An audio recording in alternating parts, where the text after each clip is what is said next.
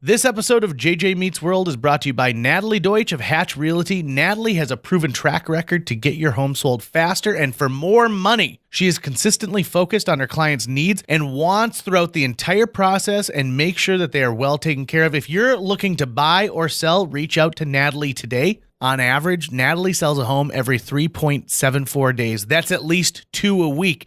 And last year, Natalie earned her clients on average over $4,000 above list price on their homes. And you don't have to take our word for it. Here's some of the great reviews Natalie has received. I was overwhelmingly impressed with Natalie and all the Hatch team. She was very responsive and responded to all of the emails within an hour. She gave great advice and encouragement from the listing and pictures, the offer, and all the closing details. The marketing team knew exactly how to promote my property, and I was pleased by how soon and easily my property received an offer. I was actually dreading selling my condo, and Natalie did such an awesome job that I felt like I really didn't need to do anything. The thing I most appreciated was that she really listened to what I wanted to do and respected my decisions. I would definitely recommend Natalie and all the Hatch Realty team. They made this process so wonderful. That was from Diane. So listen, if you're in the mood to buy or sell a home, give Natalie a call right now. You can reach her at 701-388-9338. Natalie, Natalie,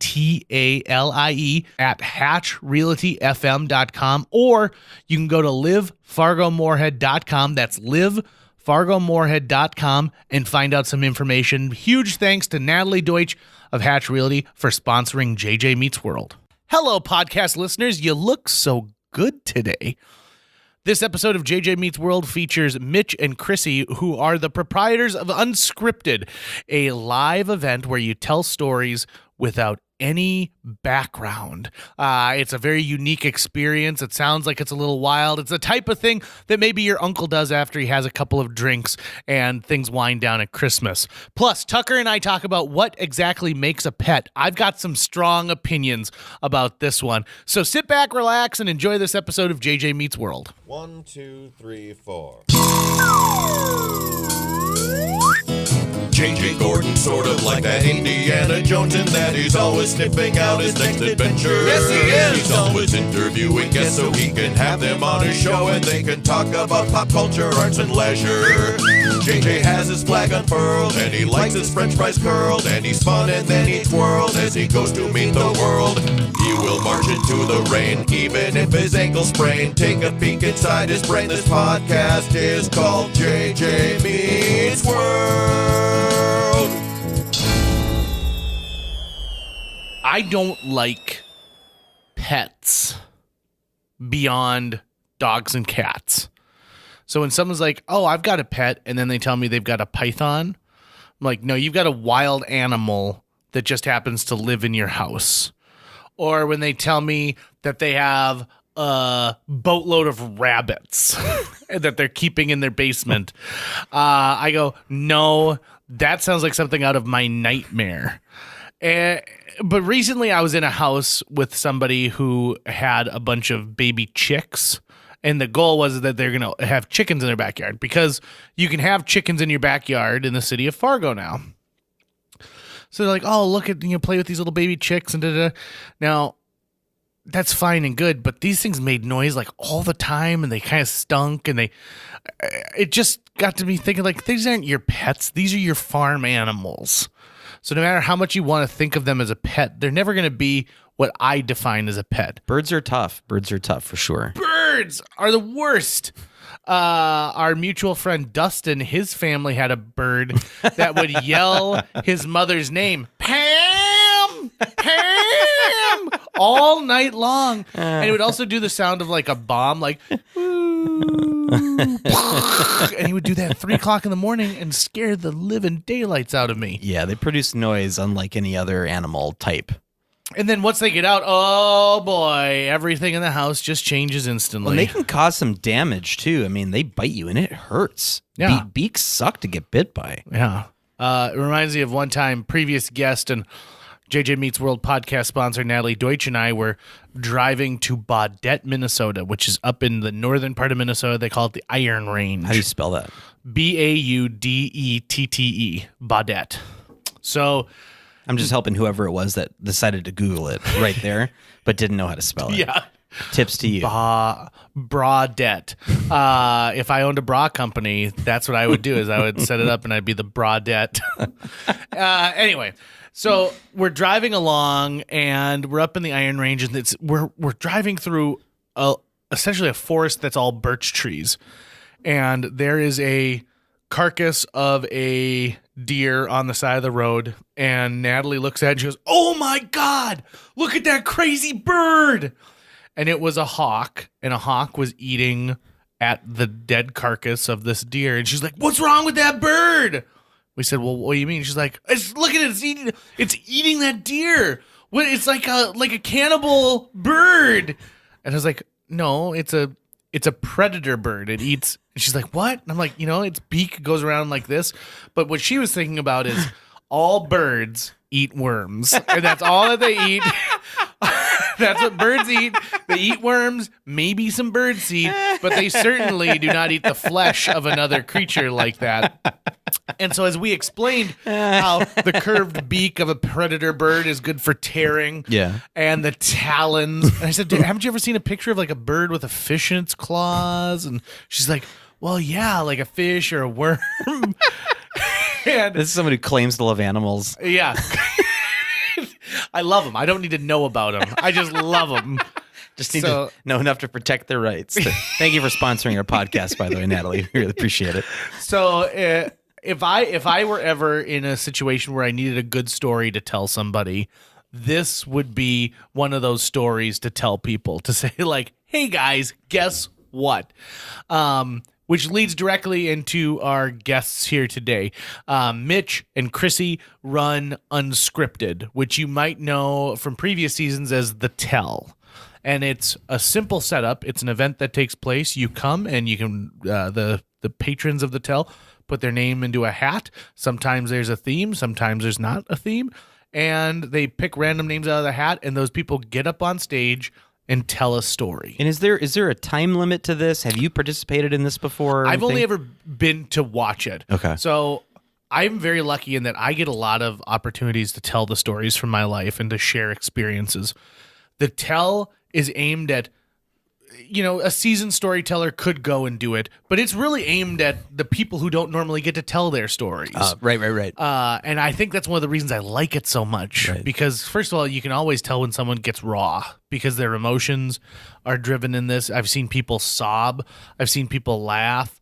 I've seen people do that weird thing where it's crying and laughing at the same time. Mm-hmm. But you get to tell a story, and the people there get to experience that firsthand. It's really, really neat. It's the closest thing you're ever going to get to gathering around a fire in ancient Greece and hearing the story of the history, like cave people, like people, Flintstones. Yeah, just like Flintstones. And I wish I could eat Unscripted ribs is basically that big. the Flintstones. Yeah, but with no ribs. Right. Really better phone technology. Is it, the fictional foods people talk about, like, "Oh, I'd like to try this from Futurama," or I want to eat this from Harry Potter. I want the brontosaurus ribs from Flintstones. I think that sounds awesome. I don't even know how you cook that. This episode today, though, I think you guys are going to really get a newfound respect for what it takes to A, put on an event, and B, get excited about going to a future event. Right. So they've got stuff coming up. Oh, they do a season every year, and they've got the Tell Off. They've got the one-off that they do during the summer. So you can find them online. They provide all that information. Sit back and really get into this episode and make some notes and think about the story you'd like to tell. And then go to Unscripted. Yeah. And tell them JJ Meets World sent you. We don't get a kickback yet, but if enough people go and say that, maybe they'll give us something. That's our new business model. Yep. Hey, and when you go to McDonald's, tell them you're going to get a large fry. JJ Meets World sent me. Basically, the process is you go to a business, you tell them that we sent you, and then we'll show up and try to extort money out of them. But we sent you. We sent people to you. Remember? They said that. Yep. Where's our 10%? Podcast, go! JJ Meets World. Welcome to the JJ Meets World Studios, the international JJ Meets World Studios, to Mitch and Krissy. I'm excited to have you guys on this morning because the art of conversation is the whole point of our podcast, and you guys are keeping the art of storytelling alive. So first and foremost, why don't we just get a quick introduction for you? So, ladies first, of course. I was looking at Mitch, but I was thinking about you, Krissy. Tell me just a little bit about yourself, where you're from, and how you got into the idea of storytelling. I'm from here. I'd say I've been here the longest. I was a military brat, so I grew up in kind of a couple different cities. Born in Germany, actually. I'm currently a nurse. I do a combination of like long-term and rehabilitative care. 34 weeks pregnant is probably the most exciting thing about me right now. And I think it was 5 years ago Mitch came home after running sound for one of the first, like the inaugural seasons of what was then The Tell, and was like, hey, you should come check this out. This is right up your alley. And I went to that first show and fell in love with the concept. And as it's evolved, kind of found myself taking on a little bit more of a role and a little bit more involved in the company. And when one of our founders, Laura, moved to Nebraska. Sure. Yes. Yeah. Yep. They needed a host. To protect your identity. As long as it wasn't Yes. Wyoming, we're cool with it. Yeah. Yeah, I'm not sure if the government wants us to know where she's at, so we'll just leave it at Yep. Nebraska. Go Nebraska. We'll give her a little. I doubt this particular government really knows where she's at, or most people. No, I doubt. Sorry to you No, it's continue. fine. They needed a host, and I kind of stuck my hand up in the air and took the reins for one show last season, and they decided they didn't hate me, so I've hosted this season throughout the run of it. It's been really, really interesting. How about yourself, Mitch? I am originally from like the St. Cloud, Minnesota area. Came up here for school. Then I met this girl over here, and then I stayed. So Sorry. yeah, you should be. But no, I am the technical director. So I run the lights, I run the sound, I set up the stage, I find the musicians, and been there since I think the second season in, and now I kind of do everything. What season are you guys in right now? 7. Seven. Yeah, this is the end of season 7, end I of think. season 7. So as a whole unit, it's season 7, but as unscripted, it's the first Got it. season. Right. Season. But, Sure. Yeah. Under new management, Yeah. rebranding, Yeah. et cetera, et cetera, et Formerly cetera. known as. Yeah, Yes. formerly known as. Yeah, it was like the Tell Presents Unscripted for the first 3 months, and we're like, that's a mouthful. Let's just drop it. Yeah. So here's a little history with myself and what used to be The Tell and is now Unscripted. Yeah. So at one point, Laura and it was Laura and John, right? Decided that they wanted to take the show on the road and do it in different cities. And they had been contacted by places like Aberdeen, but they just were like, we don't know how this whole thing should work. And I happened to run a comedy troupe, and John was giving us free space to rehearse. And he was like, hey, listen, could I talk to you about like what it would take to move this thing someplace else? And so I spent 2 hours like hearing the nuts and bolts of what they do to put together an event, and then advising them on like, well, I mean, if you were to take this show on the road, this is what you'd have. And ultimately they were like, oh boy, that's a lot of stuff to think about on that. And I've been fascinated. In fact, a couple of our previous guests have been finalists Nice. in the old one. For example, I think Randy, who we were on her podcast, she told a story about pooping her pants. Yeah, if I'm not mistaken. Randy Olson. Yeah. Yep. Yeah. Yeah. She, the How did pooping that her not pants- come up in the podcast? I know. Yeah, she had one of pooping her pants. One, I think she had one of like a snake coming out of a toilet or something like that too. Yeah. Yeah. We need to start Good the stuff. It's Poop good Your stuff. Pants podcast. You really do. Yeah, because everyone can relate a little bit to Yeah. that, right? Yeah. So the Tell evolves and becomes Unscripted. Can you guys explain the format of this? If someone's never been to it, if they were to walk in and take in the event for the first time ever, what would it look and feel like?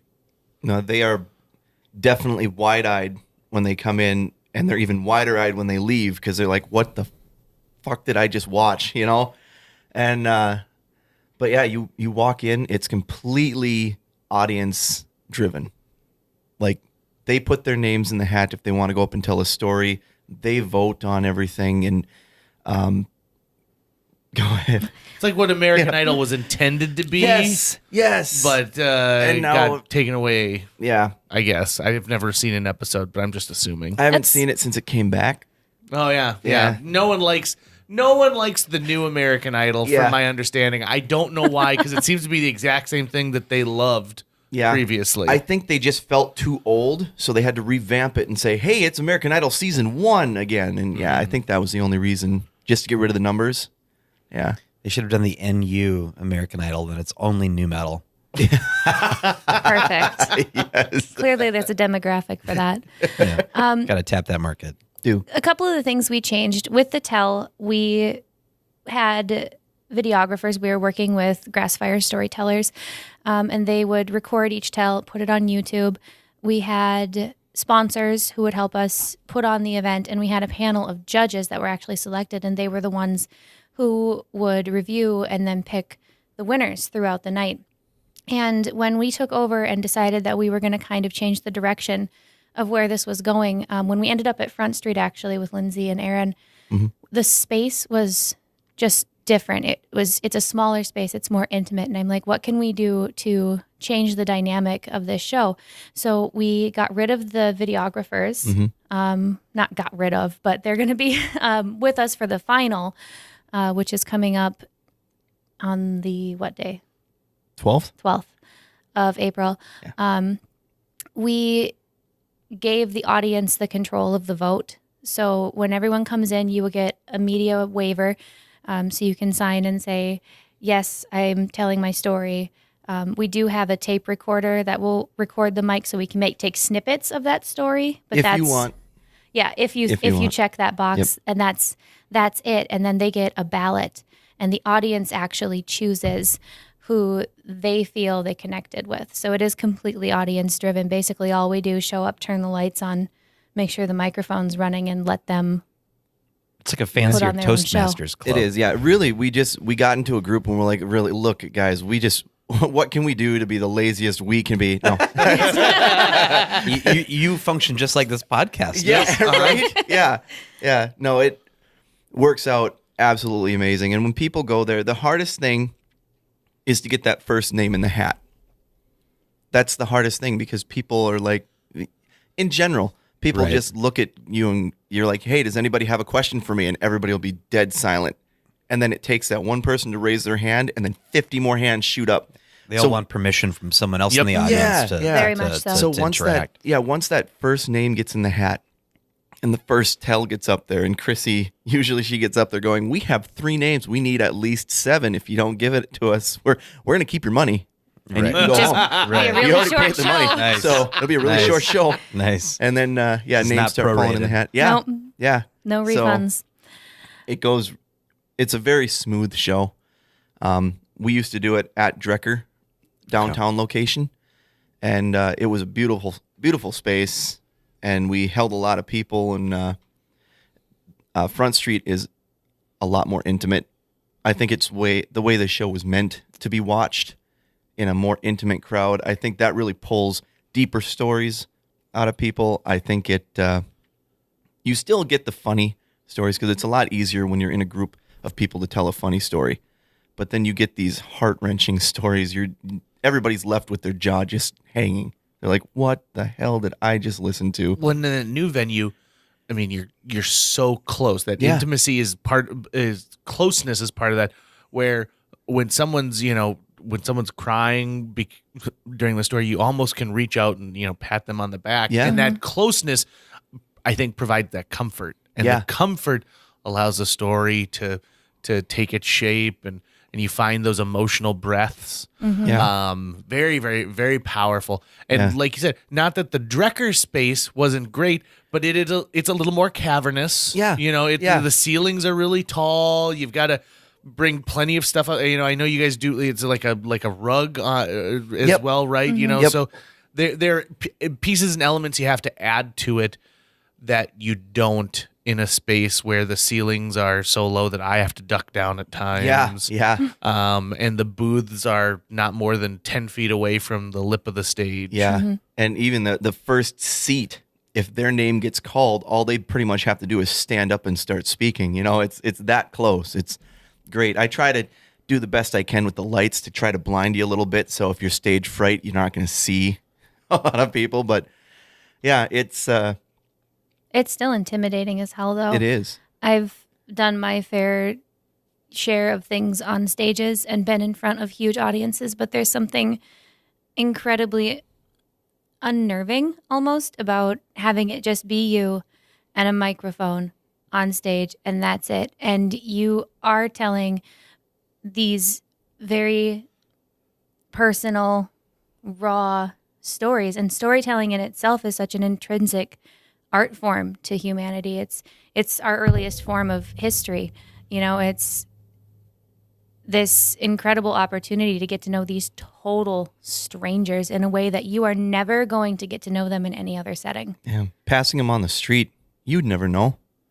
You'd think of how many thousands of people you pass every week, sometimes every day if you're in a crowd. And now imagine if you could get those 1,000 people sitting in a room, give them a chance to hold a microphone, and just imagine the stories you would hear. You would never know. You'd look at somebody and go, "Oh, they're a dick," and then they tell this story, and you just start crying because you're like, "Holy shit!"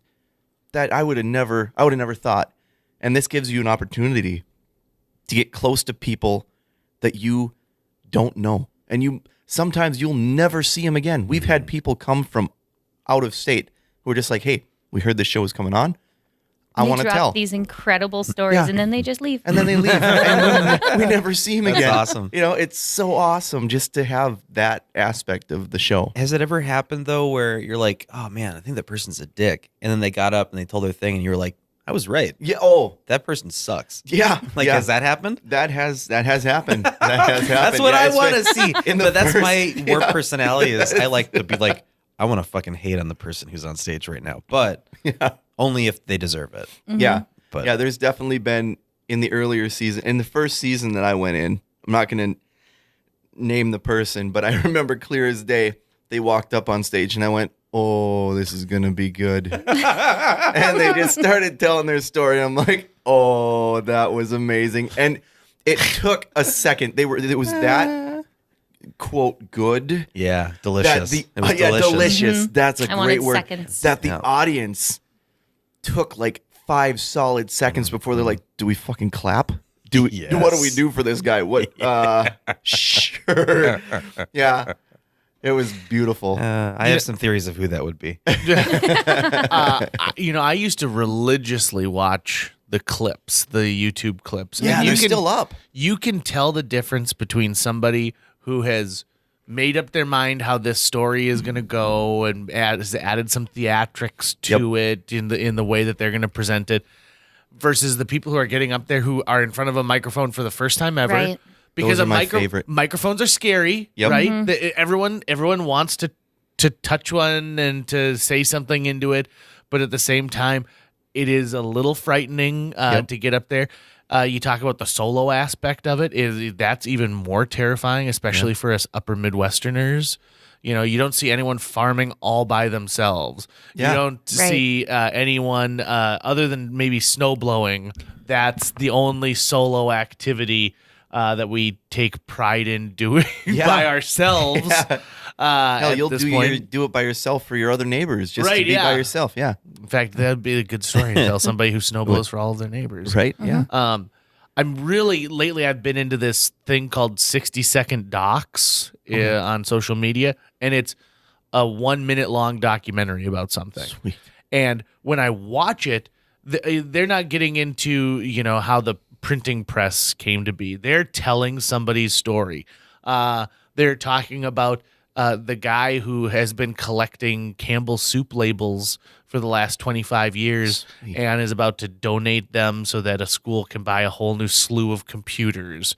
Or they're talking about the woman who has like a breast milk bank where, people who are not able to produce can get breast milk from her. And she, is sending this all over the country. And these stories remind me so much of what you guys are doing, because that's what it is. They're just telling this person's story. This is using a video element to it. Yeah. But everyone does, deep down, everyone has at least one story, and everybody is truly unique. Some of my favorite episodes of this podcast are finding out things about people that I had no idea that this was a part of their life. I keep always going back to our episode with Alex Rydell in Undertaking. I thought, okay, so anyone who gets into the funeral industry is morbid as hell, right? Yeah. And he goes home to his Tim Burton-esque house. Sleeps in a coffin. Sleeps in a coffin. And like constantly is peering through drapes. Like that's all he does is peers through drapes. But then you find out that he's got an entirely different idea of what life and death is, and how it's not something to be feared. It's a part of life. Yep. And I dig it so much. And that's the type of person you guys are attracting. Yeah. Every single time you put on an event. And I mean, you must have people who've been there 4 or 5 times and have put their name in every time and maybe didn't get drawn. Yep. Yeah, Because absolutely. on those nights when you only have 3 people and you need your 7, it's tough. But then at the same time, I bet you've had nights where the hat's overflowing. Oh, yeah. Yeah, that was actually just last few shows, actually, where it starts off, we're like, hey, we only have a few names. By the end of the night, there's the one hat's overflowing, the other hat, because we have a hat for people who've been on stage before, and then we have a hat for our virgins who've never been to an event before, because we think it's very important that they get a shot, because you could pull out a name out of one hat and it could be all veterans, and They'll tell something phenomenal. Phenomenal. But to be able to tell people, if you haven't been here before, your group is guaranteed to get on stage and tell the story. Priority seating. Yeah. Yep. Yeah. Right. Because a lot of times you're safety in numbers.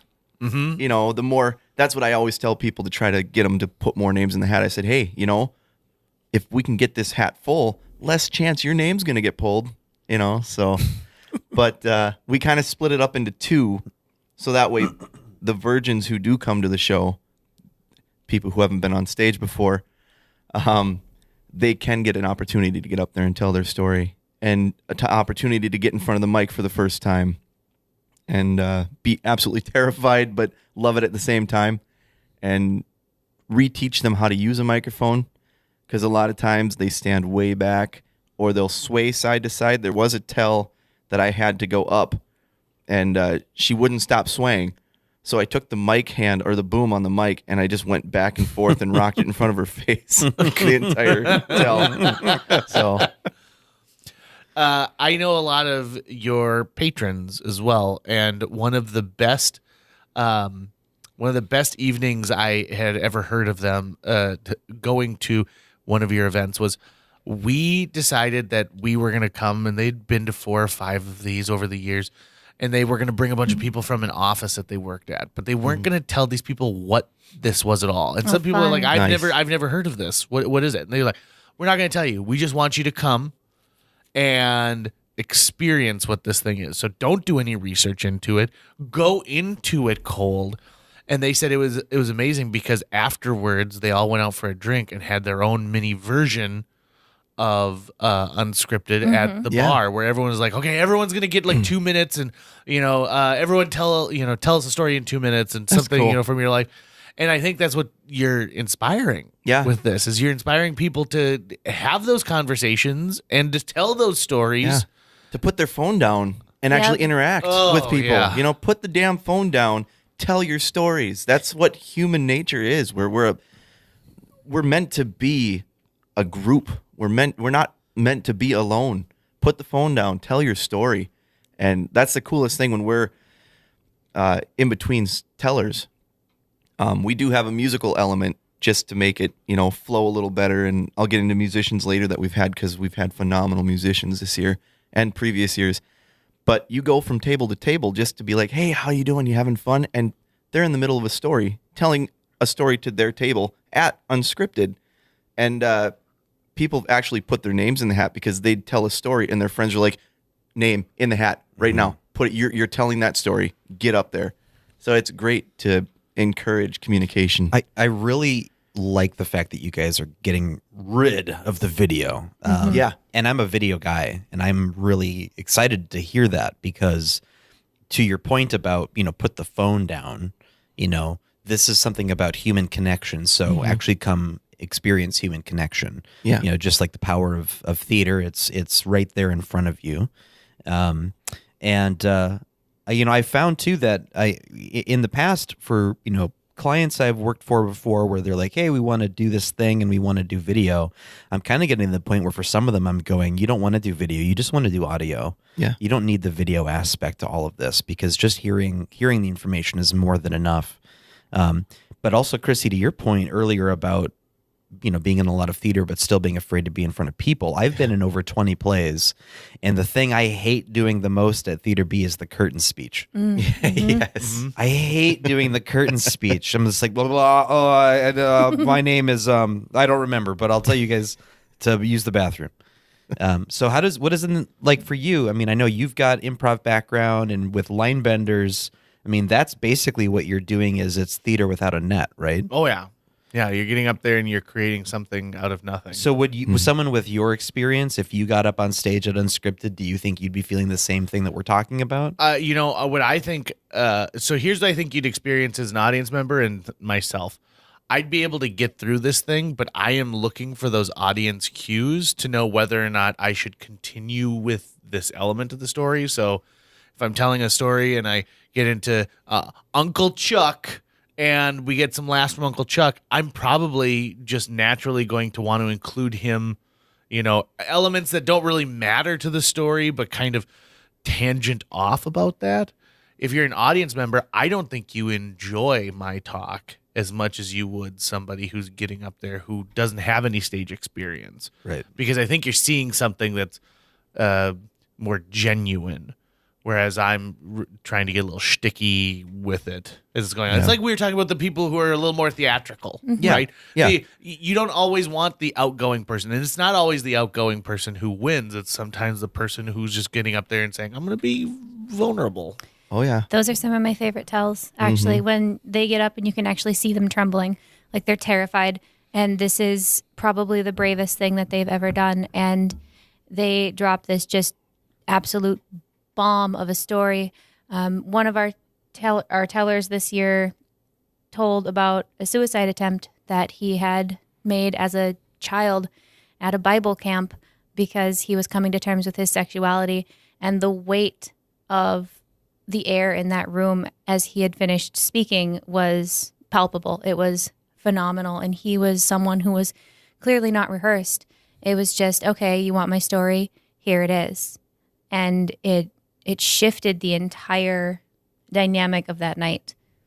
Yeah, if there was a best of Unscripted / the Tell stories, he'd be on that CD.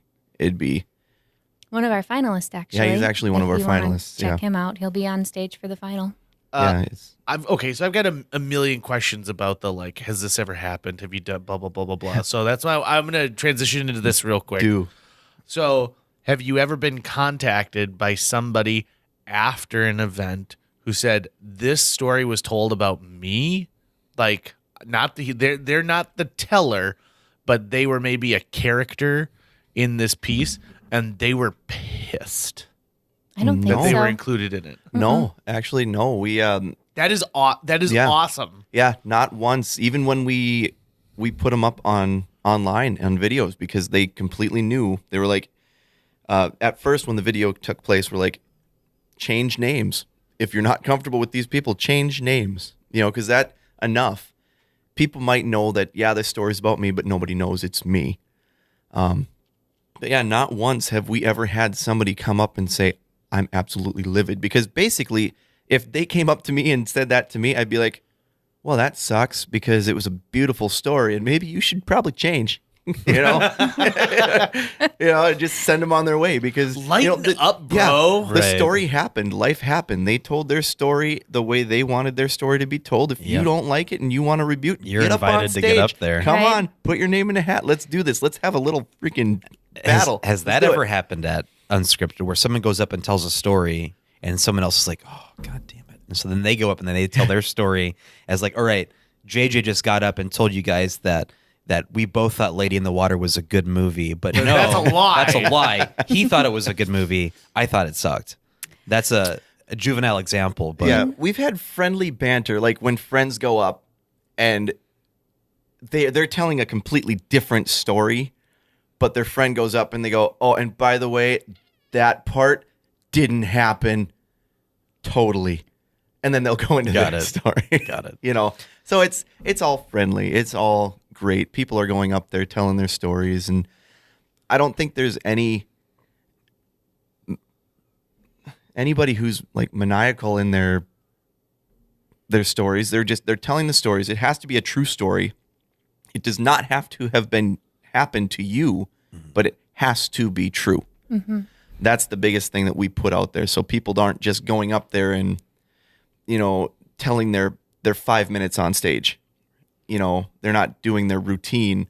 It's an absolute true story. We don't have a lot of rules. Yeah. Some of the few, I'd even call them guidelines, that we have in place for it is that this is a safe and inclusive place. And there are going to be stories that are told here that make you uncomfortable. Good.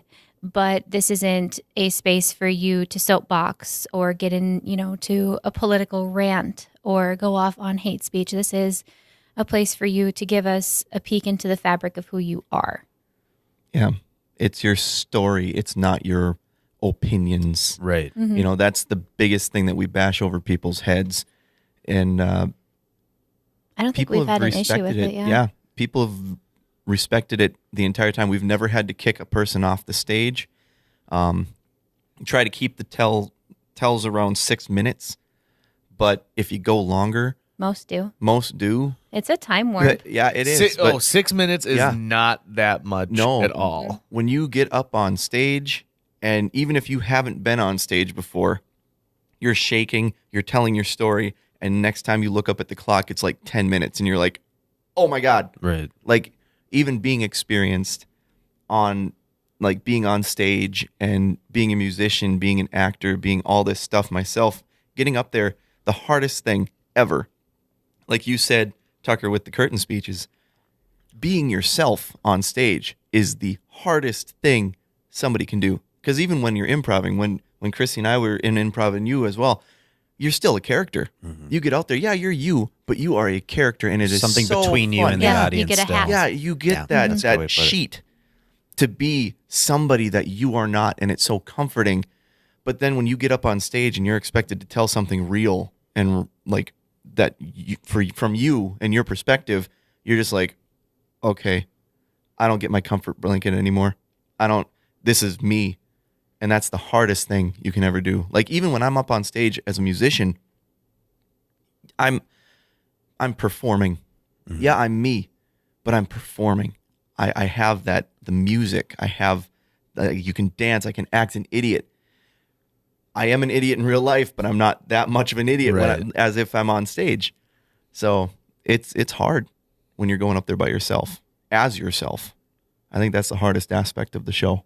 Have you ever had a moment where someone gets up there and like, well, my grandfather was an archaeologist, but he was also a college professor, and he was there when they opened the Ark of the Covenant. I feel like I knew where that one was going.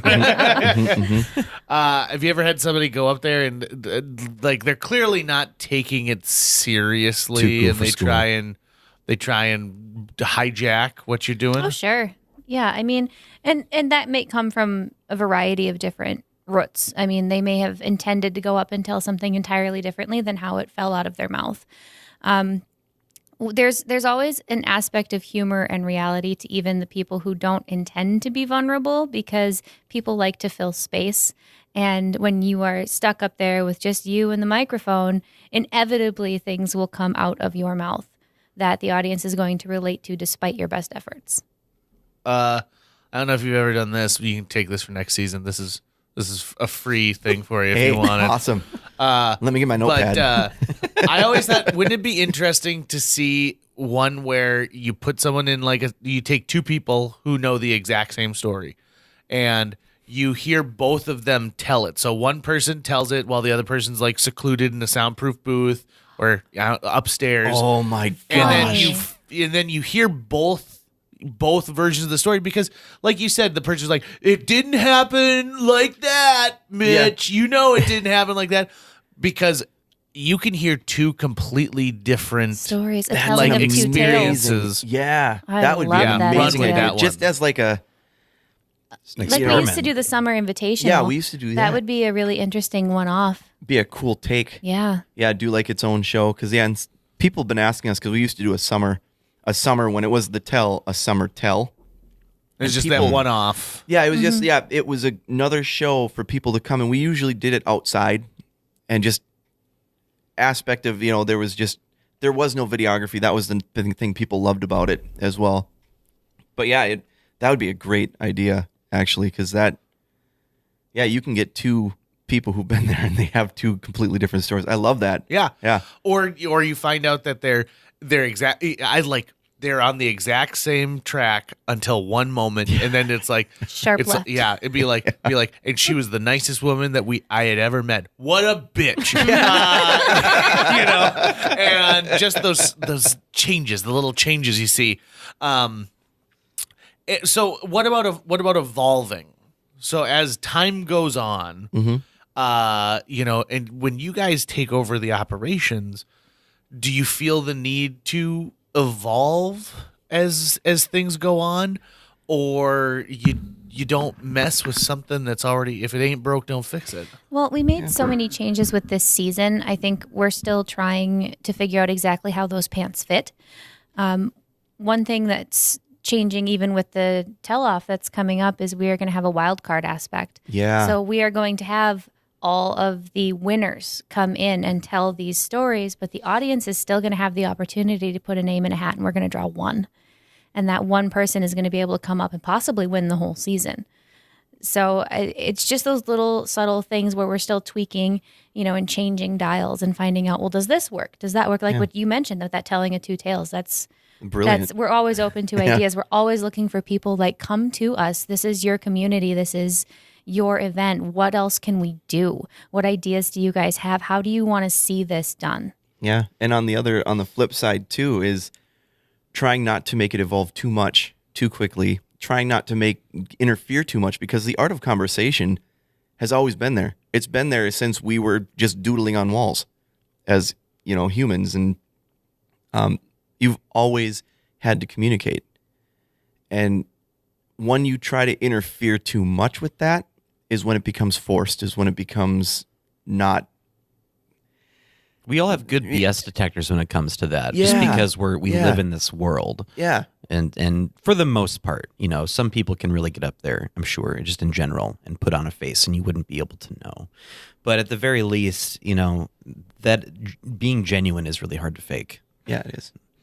Yeah. We had a previous guest who was known for spinning quite a yarn. And I used to say, imagine if every time you told a lie, a bird that you can't see flies out of your mouth. And then if you believe that, the bird perches on your shoulder, right? And then this friend, I was like, every time he opens his mouth, you see Big Bird's fucking foot come out, and he crawls out of this guy's mouth, because everything is just a giant pile of bullshit. Yeah. Yeah. But let me tell you something. I love listening to that kid talk. He can really, you can experience the exact same thing, and his story is 100 times better than the way I would ever tell it. Mr. Been There, Done That. Yeah. We all know some Mr. Been There, Done That. Yep. Yeah. Oh, yeah. Or the one-uppers. Yep. That was cool, but let me tell you. The same guy. Yeah. It is. You're talking about the same guy. Yeah. Yeah.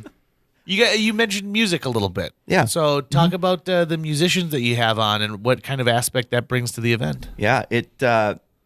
When we first started the tell, they were like, well, do we want just a DJ, or do we just want like somebody listening to their iPad? And Laura was adamant. She goes, no, it needs live music. This is a live show. It needs that aspect. And we've never changed it. And I don't think we ever will. Because it just brings in that rawness, that real, that theatrics to it, making it an actual production. And we've had everybody like this season. We've had like John Walters, Darren Wentz, the girls from Fancy That. We've had Amanda Standalone, Cat's Pajamas. Yeah, Cat's Pajamas. If you can get them, we Gina recommend Powers. Jessica Vines. Because Okay. we just had Jessica her on Vines. the show, and her music, her and Connor's music, I'm still listening to. Nice. After that, and they're a really, really killer group. Nice. Yeah, we're always looking for new musicians, and I'm actually like, we've had Mike Holtz. I'm going to talk with like next season. I'm trying to book for next season, and I'm going to talk with people like Pat Lennertz and Sweet. all of them, just to try to get that community to grow. Because usually, like, once people go to a show once, you're going to want to go again. Even on the, quote, worst nights, it's still conversation, and you still get stories from people. And I've never had a night ever in the 6 years or so that I've been doing this where I went, oh, that was a complete yawn. That was a complete flop, because it's not. It's impossible. It's impossible to have Yeah. it, because It sounds like you guys are. The show is very boring proof. yeah, There's no Yep. way you could go to that Yeah. show and be like, that was dull. Yeah. Like I talked about washing his car. She talked about how she hasn't talked to her dad for 2 years, but now they're talking and everything's great. Yeah. Like that was, Yeah. this wasn't very good. yeah, There's, you do have those stories. You do have, like, somebody will get up there who's never done it before and just wanted to get up on a microphone, and they go up and they told a story, and you're like, okay, where was the climax of that story? Where was the pivotal moment? Where was the structure? But Climax is when I go home and think about that story a few more times and how delicious it was. Yes. That's the climax Yes. right there. There is Yes. always an afterglow aspect to There it. is. We often we have a tradition of going and grabbing McDonald's, and we'll sit there in the lobby and just discuss and pick apart and analyze these stories and be like, "Oh, did you catch that part? Or do you remember this? Or I can't believe they said that." That's There's- the hidden value in your show. Yep. Yeah. Too, right? Because that's the part of the show that doesn't happen at the venue, that doesn't Yeah. happen on stage, is the conversations you have with your friends afterwards. yeah, For and sure. that was cool hearing the story, because I've never heard that one where they went out to a Had their bar own and they were mini like, version. everybody gets 2 minutes to tell their story. That's awesome. That's inspiring people to do things outside, and that, like, in itself is a victory for me. Okay, hold on, before you go there. Yep. Can we take like 10 steps back in this conversation? Mm. Krissy, you just referred to an area of McDonald's as the lobby. And I'm curious to know what the lobby part, what the like location in the McDonald's would be, the lobby, because now my mind is going like a million miles a minute and be like, I know exactly what I would call the lobby, but I have distinct borders. Right, but I assume it's the one on 13th, right next to where you guys are going to be. Or no, I'm sorry, Main Avenue. Main Avenue, right across the street, roughly where you guys are at. Which McDonald's are we talking about? We're loyal to the one on 8th and Moorhead. Oh, Yeah.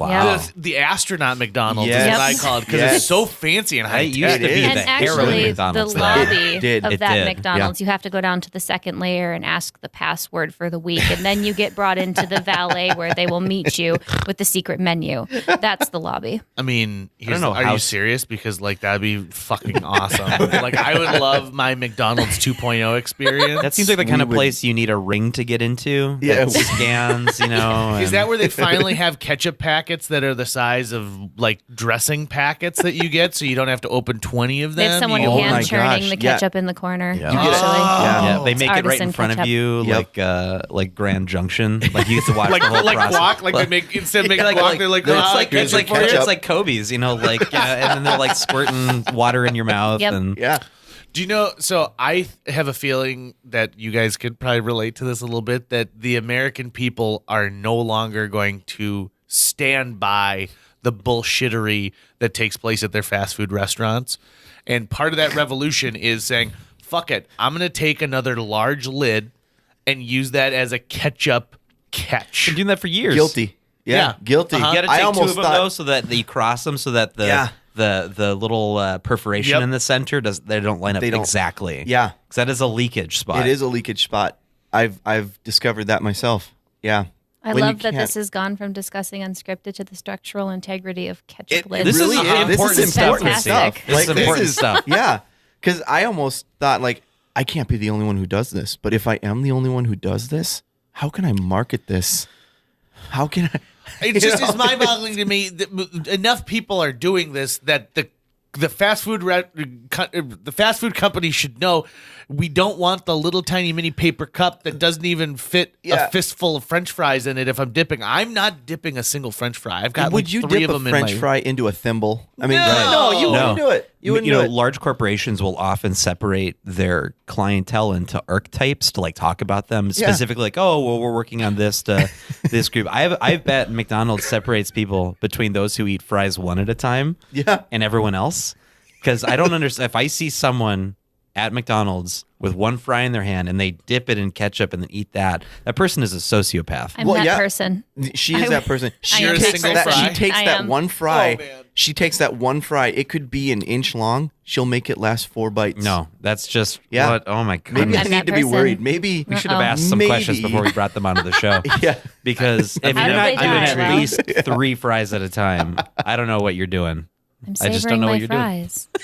Yeah, I mean, are you ordering a large fry or No. are you? It's a small See? fry. She does the So small fry, so she makes a savors- small fry last as long as like my large fry of like. I like to kill my victims slowly. I'm gonna call you Patrick. Patrick, Salty, you've salty been Patrick. you've been arrested for Grand Theft Auto. Like a whole story that goes into this thing. I'm going to start at your toes. Virginia, you're nothing but a salty bitch. Krissy, they asked us not to come back to this McDonald's. Thank you very much. Appreciate that. Appreciate that. But you know that the McDonald's employees are like, I am a McDonald's employee. I don't give a rat's ass care. what They is don't going care. on They don't. and happening. Although, I mean, that McDonald's in Moorhead is really nice. It really is. It's legit. Have you ever Yeah. asked them to change the channel? Because No. that's an ordeal. That if you just want a fun afternoon, just go in and ask casually, like, could I get the television over there changed to blank channel? You would think that you had said like, hey, would it be possible for me to have you prepare a pizza for me using only the technology you have in the back? It'll make your day. That's awesome. Do they still We're have- making that next unscripted show. We're doing that.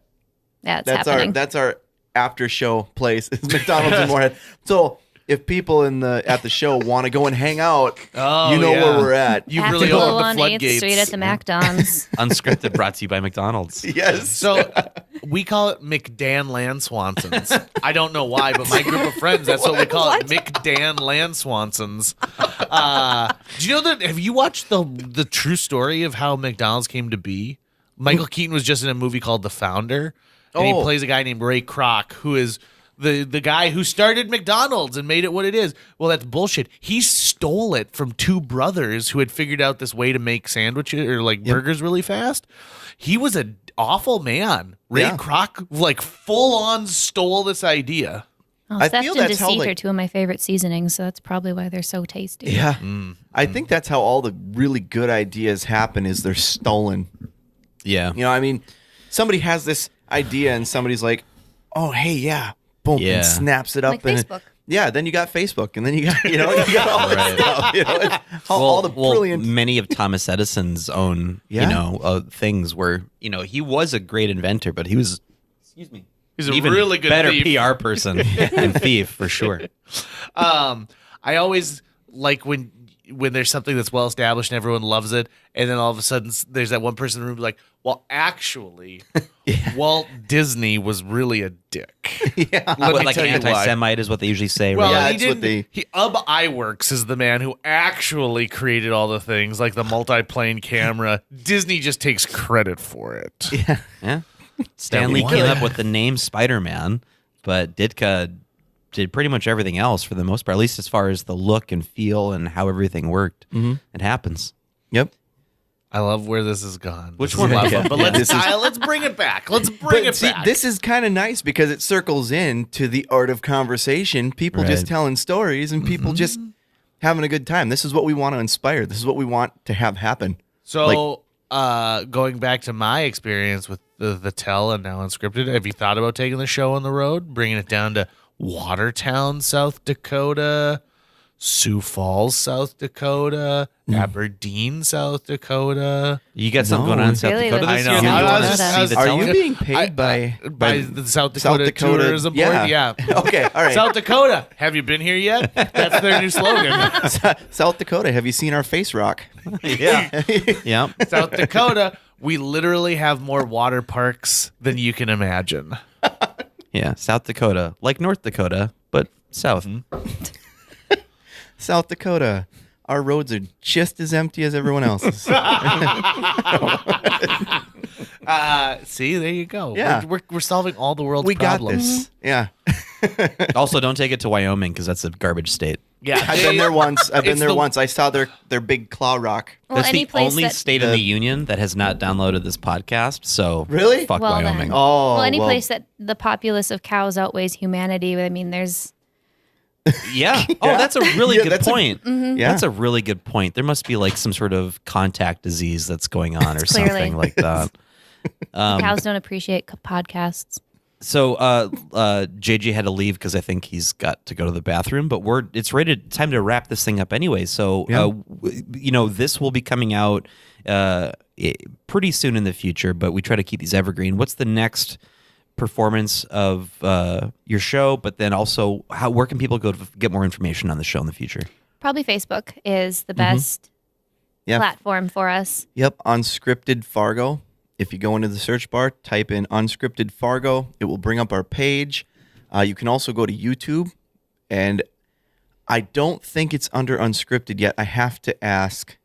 I should have probably asked that before I went onto a podcast, but I know fine. you could probably go in and type the Tell Fargo, Right. and it'll bring up videos. If you want to see videos of past seasons and kind of what everything is about, that would be where you would where you'd want to go just to Awesome. find out everything about it. And I was wrong. JJ didn't run off to go use the bathroom. Our next Did you guest think is I here. had to go potty? I don't know. You Yeah. ran out of here with such just urgency that I thought There either was. she's here It was or pretty urgent. JJ It's- is in trouble. It's Yeah. brisk outside, and so I don't want anyone to have to wait in the briskness. Got it. Yeah, Of the outside? I don't think Mother Nature knows. Like in 2 days, it's April. Right. Like March is supposed to be in like a lion, out like a lamb. right. I don't know. This is like, I don't. It's not a lamb. I don't know. No. Maybe it's out like a llama. I don't know. Yeah. I don't know. It's something Difficult to Yeah. spell, it spits. it spits. It's cute. You're like, oh, you're cute, but then it spits on you. I think my, that's kind of my what Mother birthday is Nature's on doing. Monday. It's just waiting for me. It is. That's what it it is. It's supposed to be nice It's waiting on for Monday. me to like command the weather to do Yeah. my bidding. They've already given us all like the All the hey, where you can information? find stuff, Okay. JJ. Yeah. So then let's finalize with this. Have either of you ever participated in the Tell? Yep, I was a finalist last season, actually. It was my second or third Tell. And I actually took the show and ended up in the tell-off. I had described my first time calling a time of death as a new nurse. And Oh, geez. yeah, Wow. yeah, 2 weeks into my career, and how that event had actually correlated to why I got back into nursing in the first place, which was providing my dad's last 2 weeks of life care, and how that had completely changed the direction of my life. And the audience related with it and put me in the finale. I didn't win, whatever. And- She's not bitter about it. Not at Every all. finale, she doesn't bring it up that she didn't win at all. but it Time was, of death, you guys. Come on. Beat that. But it was after that they had approached me and asked me if I was interested in hosting. So now I get to wear that hat, which is fun. Awesome. That's the real prize. Yeah. And Mitch, you haven't been behind the mic? I haven't. I've been too busy making sure people can hear them and yelling from off stage, hey, get closer! You know, and Can't hear yeah, you. putting the mic back and forth in front of their face. Yeah. So I haven't gone up there yet, but I'm sure eventually I'll get up there. It's one of those things where, I mean, it's so close and you're there all the time and you're Yeah. so close to it that at one point, 10 years could go by and all of a sudden you'd be like, I've actually never done this. Yeah. To think about, that's actually kind of the boat I'm in, 6 years in. And I'm like, actually I haven't, but I feel like I have. I feel like I have because I am there all the time. I'm doing the sound. Basically, they have me running the sound, so I'm the one making sure everybody hears everything. So in an essence, I guess they are hearing me, Right. I can put it that way, You're right? affecting their Yeah. night, Yeah. for sure. So Till he turns the microphone off on me. yeah, I've done that a few So times. basically, she's you and he's me. Yep. Uh-huh. Basically. Yeah. I'll take that. I'll take it. Basically. Yeah, I'm basically. really sorry. Except for I would never eat one French fry at a time like a psychopath. Yeah. Well, Mitch, Krissy, congratulations on a very exciting season of Thank you. Unscripted. And we know where to find you guys right now and really looking forward to next season already. Yeah. Yep, So are we. We'll be finalizing dates. Usually we pick a day, like the second Tuesday of every month has been our day for this season. We'll get those details out soon with the upcoming season, and we'll go from there. Yeah. And I'm Groovy. sure it'll be at Front Street in the Cellar again. They're absolutely amazing. Check them out. I toured that place when they're still building it, and Yeah. I went down there and be like, this is never going to work. And lo and behold, it took about 2 seconds after opening that thing Yeah. for everyone being like, this is the coolest place in town. Yeah. Have you been down to the cellar yet? It is awesome. It is so cool. If you haven't seen it, seriously, it is so cool. It is so cool. Yeah, and they've got a foosball table. Yeah. So I'm all Yeah. about foosball. I think they have two of them. Bullshit. Are you I think serious? they have two. Yeah, I think they have two foosball tables. All a right. little much. All right. Podcast is over. We're going to go over. A huge thanks to Natalie Deutsch of Hatch Realty for sponsoring this podcast. Folks, if you're looking to buy or sell a home, contact Natalie Deutsch today because Natalie Deutsch is not only a previous podcast guest, she's somebody who's going to care enough to sell your property for top dollar. She's also going to find you the best price possible if you're purchasing a new home. Last year on average, Natalie earned her clients $4,000 over list price on their homes and sold them faster than the market average. On average, Natalie's selling a home every 3.74 days. That's 2 homes a week. Those numbers don't lie. Find out why Natalie is one of the top agents in this entire market. Get a hold of her today, Natalie at hatchrealtyfm.com. You can also call 701-388-9338 or go on to livefargomorehead.com. That's livefargomorehead.com. Read all of her amazing reviews and then listen to her episode of JJ Meets World. Thanks again to Natalie Deutsch of Hatch Realty. That's going to wrap it up for today's show. If you enjoyed this episode of JJ Meets World and would like to help us continue to produce 2 new episodes every week, you can donate to our Patreon. Check out patreon.com/JJMeetsWorld and donate today. Even as little as $1 a month can go a long way. Visit our website at www.jjmeetsworld.com or hit up our social media. We're on Twitter, Facebook, Instagram, all the sites the kids are using these days. If you'd like to stay up to date on new episodes of JJ Meets World, you can find us on iTunes, Google Play, Spotify, Stitcher, iHeartRadio, YouTube, or wherever you consume the podcast that you love. JJ Meets World is produced every week by Tucker Lucas. You can find out more about Tucker's work by checking out www.moonbasemaria.com. If you want to get in touch with your host with the most, go to linebenders.com and you can find direct contact info for JJ. We had a hamster when I was a kid named Spike, and we let Spike stay with friends while we were on vacation, and then we found out that they let Spike go in the backyard. I always thought, maybe I'll open the door and there'll be a guinea pig on my doorstep. And that was 20 years ago.